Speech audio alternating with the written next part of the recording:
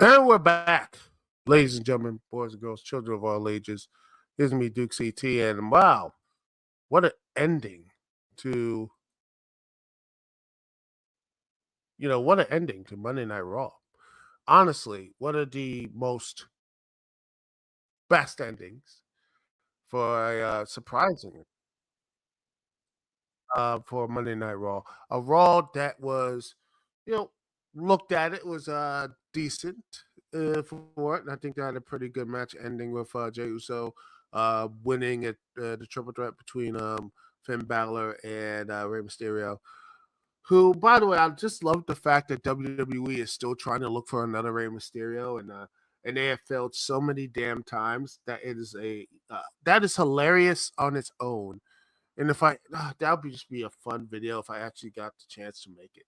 All right, maybe a good podcast topic if you want me to go there. The failures of Rey Mysterio, the failures of WWE and Rey Mysterio, all that stuff here. Or it goes right back to Eddie Guerrero too, which but that's just me. But anyway, let's talk about the Wyatt Sicks. This debut, my goodness, what a debut! A really, really good debut. Probably one of the best debuts of a long, long while. And I think the reason why they actually had a good debut for the first time, I think other because they really felt they paced it well. Really good stuff. And the way they did it, it showed so much of their threats. It showed first the way they took out these people. They took out those guards or whatever. They took out the people backstage. You never saw that before. You never saw that stuff happen before. That all of them, all these extras and the people behind it were just dead. They were done. All of them, from the backstage area, everything. They are here to just consume all that stuff.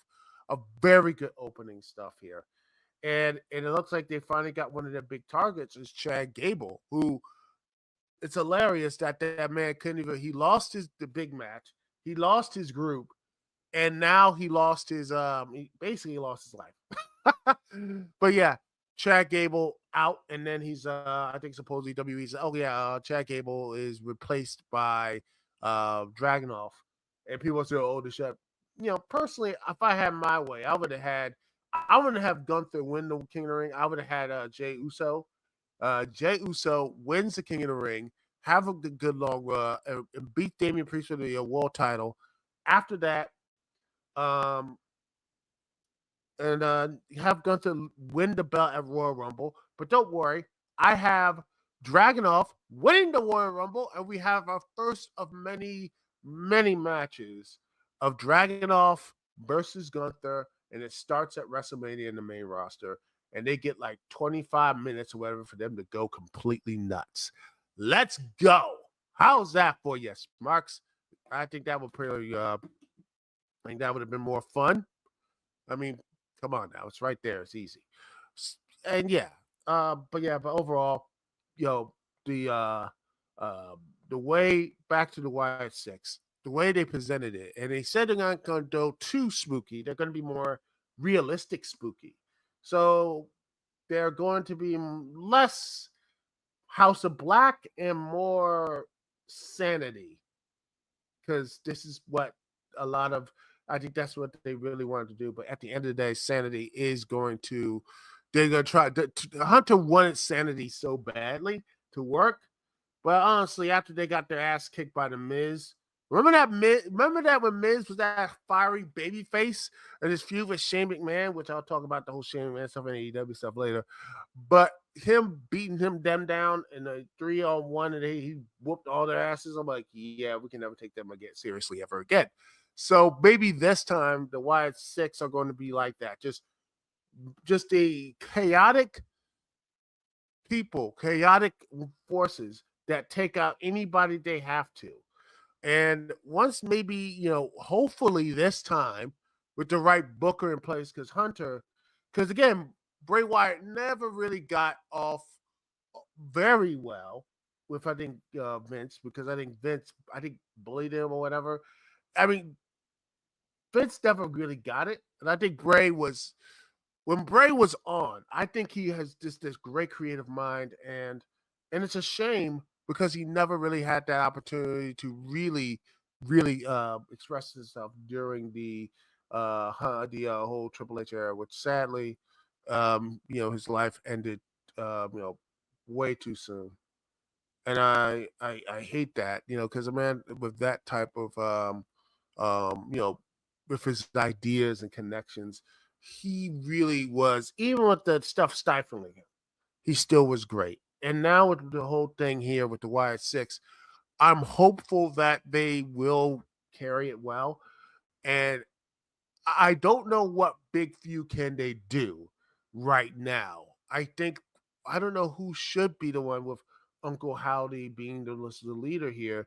Will he be the main leader? Will he wrestle, or will he just be like the Paul Bearer to, or maybe the Jackal, if you want to be like the Don Callis back in the day? Him not wrestling, but him just being the guy behind the scenes. Will he be that and let the other ones wrestle? Which, by the way, I think wouldn't be a bad idea. I don't think it would be a.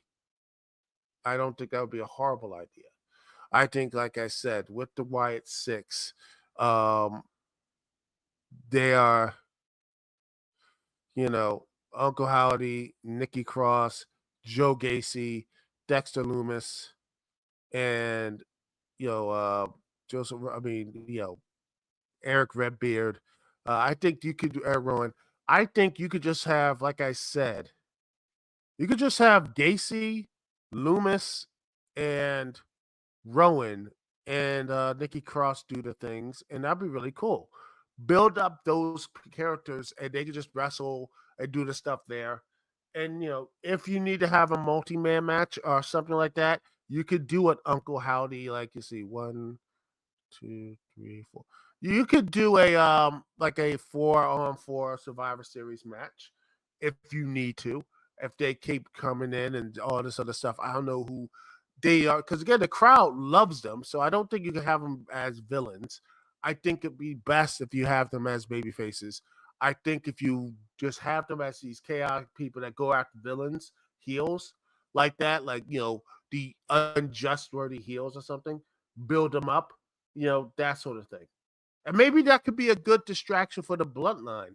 I mean, I think that's so. I mean, you know, Jacob Fatu, Solo Sokoa, and the you know, you know, Hikulele, all that stuff, and the bloodline. Maybe that for that stuff against the bloodline. Maybe since they are the that could be something really be interesting. You could do something like that. You could build that type of feud. Like I say, the bloodline has, become more violent and more of a threat.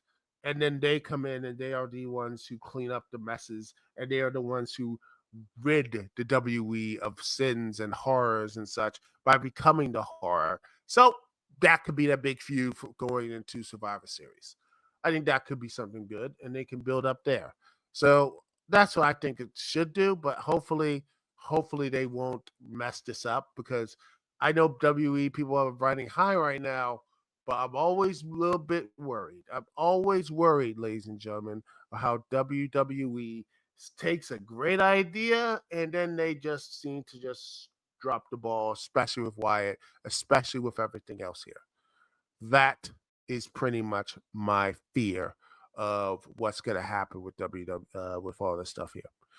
Well, I want to hear what your thoughts have to say about it. Anyway, I'm going to take a my little break here and end the show off with my AEW thoughts and what my thinking of what AEW's plans are going into the summer and going into Forbidden Door, Wembley, and the Ring of Honor stuff as well. So this looks to be something really, really interesting. We'll be right back right after this here, live on the Dukect Lounge. We'll be right back right after this.